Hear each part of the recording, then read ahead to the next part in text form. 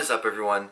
Thank you for coming to check out another episode of From Fat to Fit. In today's episode, I want to discuss supplements. Supplements are a category in fitness that kind of confuse people. They don't know what is good, what is bad. Sometimes things are labeled as differently than what they are. They kind of confuse people. It's a very anti-consumer friendly market. You don't know what is actually good and what you actually need unless you do your research and look at what's in the product. So the main supplements I want to discuss today are protein powders, creatine, pre-workouts, and fat burners. I want to go through these four because these are the four that I've used in my time. I haven't really delved into other things like using glutamine and such, but these are the four that I've dealt with. And there's one more I'm going to add at the end, which is, in my opinion, almost a complete waste of money and time. Protein. The three types of protein that you're going to see most commonly are whey concentrate, whey isolate, and casein. The difference between a whey concentrate and a whey isolate is usually that the whey isolate is more processed than the concentrate. So the whey isolate usually has higher protein and less carbs and fat from the lactose. Cheaper brand protein powders like Muscle Milk that comes in about $20 a tub, you'll see is mostly concentrate, and it has about 16 grams or so of protein per serving, and it also has high amounts of carbs and fats for a protein tub. A whey isolate that you'll find, something like Isopure, is 100% pure isolate protein. So there is no other calories from anything besides protein. Some companies you'll see in their protein powders, they do a mixture of isolate and concentrate proteins. Optimum Nutrition is one of the more prominent companies that does this. They have a majority of isolate protein with a mixture of some concentrate protein. I believe it's about 60-40 or 80-20 for the percentage. So for casein protein, it is slower acting in the body, different from whey protein, which is fast acting in the body. That's why you'll see them drinking whey protein shakes after the gym, because the protein will go straight to the muscles very quickly. Casein takes a lot longer to do this. This is why people will take casein protein shakes at night before bed, because it will go through the 8-hour period of them sleeping. So they'll wake up and they'll be less hungry because they just had the slow acting shake at night. Another use of casein is it's much better with cooking compared to whey protein. What are my recommendations on these proteins for losing weight? Honestly, I would try to stick with the most amount of isolate protein as possible. If you are just starting out, maybe try Optimum Nutrition. They're a very good company, they have very good track record, and they have very macro-friendly protein powders. And they also have really good tasting protein powders, and they have a wide variety of flavors. Isopure, pure isolate protein, that's a very good one. One scoop is 25 grams of protein, and it's only 100 calories because all of the calories are from the protein. That's really good if you're trying to lose weight because you're just getting the protein. You're not getting anything else really. I personally use Sparta Nutrition a lot. I like their flavors. They have kind of like funky flavors compared to other companies. They base a lot of their flavors off of cereals and such. So there's Fruit Loop flavors, there's peanut butter cup flavors, there's Oreo cookie flavors. There's a bunch of different flavors that I find a little bit more enticing when I'm eating with protein powders. I would recommend to avoid almost every protein powder you see in your grocery store.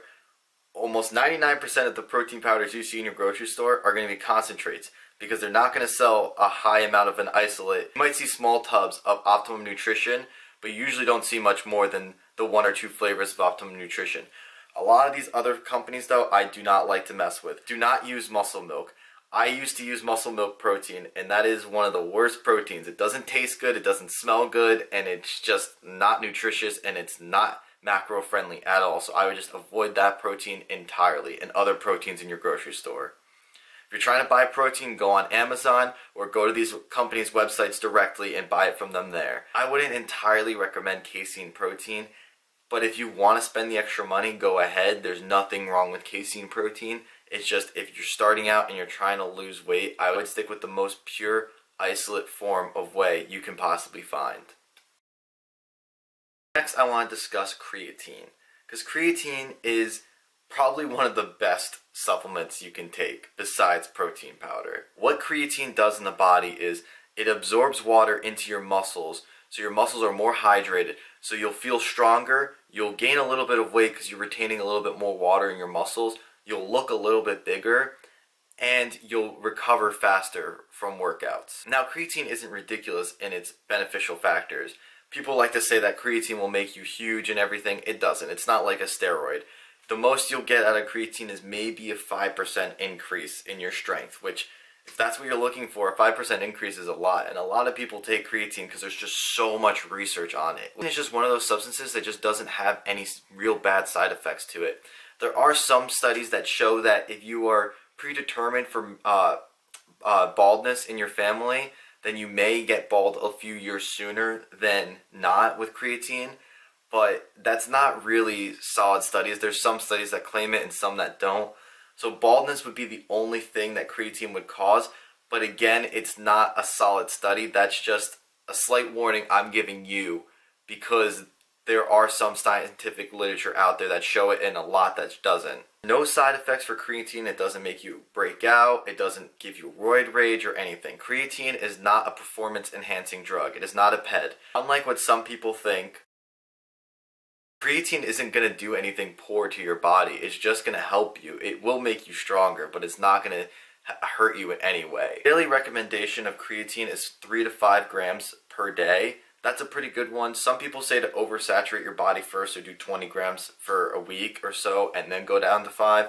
I don't really see a reason to do this, and there's no reason to cycle off of creatine, because it's just absorbing water to your muscles, so it's making you feel better in general. There's no point in cycling off of it like caffeine, because you're not going to have a negative reaction if you overdo it, and you're not going to become intolerant if you use too much creatine. So since creatine is found in our food, it's basically found in meats like steak and chicken, but the amount of creatine in chicken is so small that you would need to eat 3 pounds of chicken a day just to hit 5 grams of creatine. And I believe it's 2.5 pounds of steak to hit 5 grams of creatine. That is possible, but that's a lot of chicken and a lot of steak that someone would be eating just to reach 5 grams of creatine. So you're just better off getting creatine powder or pills. I kind of prefer the pills. It's a lot easier to use. You just take the 2 pills in the morning or whenever you want to take it, and it's so much easier than trying to cook the powders or put the powders in water, and it doesn't mix very well. The type of creatine you want to stick with, because there are different types, the best one to stick with is just creatine monohydrate. I know there are a bunch of companies that make creatine monohydrate, and you can pick whatever company you want, because every type of creatine monohydrate is the same. There's going to be no calories, and the recommended amount, some companies will recommend more because they want you to buy the product more often. I know Optimum Nutrition, they recommend, I think, like 15 grams of creatine a day. You don't need 15 grams of creatine a day. You just take your 5 grams and you're good. Pre-workout is one of those supplements that does have a beneficial factor, but there are other ways around not needing to use a pre-workout. So basically, pre-workouts consist of some sort of amount of caffeine, usually 150 to 300 milligrams of caffeine, which is a cup to 3 cups of coffee per scoop. Pre-workouts also consist of other ingredients usually, but these ingredients are just for focus and awareness. The caffeine is really the portion that's going to keep you awake. So the other stuff is just supplementary to the caffeine. The caffeine's really what's going to keep you going. The other stuff keeps you focused and everything, but it's not that important. So I mentioned before that pre-workouts can be countered by other things. You could just drink a cup of coffee or just drink a cup of tea, and that's basically going to give you the same reaction as a pre-workout. The only difference is you might need about 2 cups of coffee to get the same reaction from 1 scoop of pre-workout, depending on how much caffeine is in it. But coffee is cheap, a lot cheaper than these pre-workouts are. So if you really don't want to spend that much money, or you're afraid of being too reactive to the pre-workouts, because I know it gives some people the caffeine jitters and they get all shaky and everything, then just stick to coffee or tea, whatever you prefer. I mean, if you're about to go to the gym, just drink a cup of coffee before you go. Or you can always just get a pre-workout. I am very in the middle on this. I kind of switch on and off between drinking a cup of coffee before the gym or drinking a pre-workout before the gym. I don't feel there's any wrong choice. As long as you're checking the nutrition facts on the pre-workout, that there's nothing bad in it, and that you're not going to react negatively to the amount of caffeine, and just get a flavor that's good. Enjoy your flavor and enjoy your pre-workout. Lastly, we're going to discuss easily the most controversial supplement in the business: fat burners. To start, fat burners are not what they say they are. They are not these magic pills or magic powders that you take and it just starts burning off fat and you start losing all this weight and all this. No, that's not what it does. If you read the labels, most of them will say it is a thermogenic product. What this means is it just puts things in your body to make you move around more, to burn more calories. So in a sense, it technically is burning calories for you, but you're still moving. You can't take a fat burner and then go to sleep for 10 hours a day and expect it to work. That's not how it works.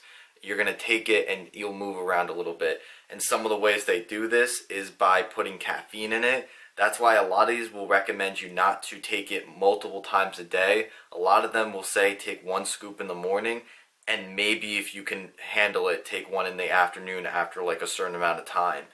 But they usually say don't pair it with other caffeine products because they usually have caffeine in it. So I have a tub of fat burner that I used. I actually have 2. I had a pill and a tub that I used. And after me using it, I can tell you there is absolutely no difference. I used it after I was done with my major cut from 178 to 157. I used it for a mini cut after that, and I am still using it now just to finish it up so I can throw it out. It is so worthless to me. It is completely useless, I feel. A better form of a fat burner would be drinking green tea. Green tea has been proven to help with the thermogenic effect of burning fat, just like fat burners do. But green tea isn't $45 to $60 for a 20 serving tub. Fat burners are so overpriced, and it's just because of the media telling us to lose fat, and we have all these secret fat burning techniques and everything. So they take that topic and they throw it on a supplement, and they charge $60 for something that is not worth it. Do not buy fat burners. They are completely worthless. They are the one supplement that I use that I regret spending money on because it is a complete waste of time. Now, I mentioned another supplement that is a complete waste of time, and it is because the supplement doesn't even do anything. It doesn't even work. There's no study really behind this supplement.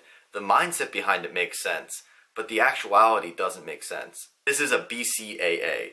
So BCAA is branch chain amino acids. So amino acids are the building blocks of protein, and as we know, protein builds muscle. So you would think I need more BCAAs to get more protein in my body to build more muscle. Makes sense, but it doesn't. People tell you is with BCAAs is you should drink it after and during your workout. So while your muscles are under tension, the BCAAs help to keep your muscles and the protein together. So it's the stupidest science ever. That it's just another one of those BS sciences, just like fat burners, that it's not real and it doesn't actually work.